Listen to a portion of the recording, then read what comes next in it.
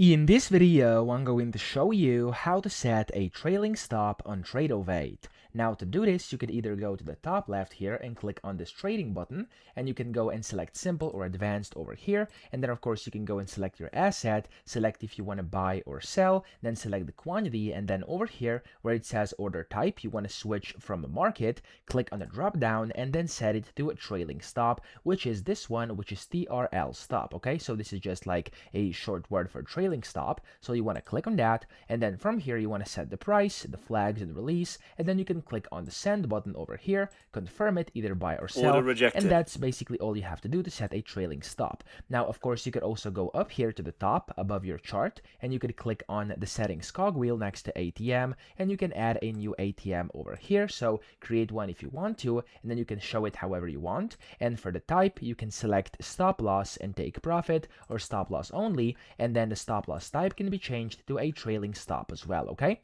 so that's again all the ways to set a trailing stop on Tradovate. I hope this video helped you out. If it did, please subscribe to the channel and help me out as well.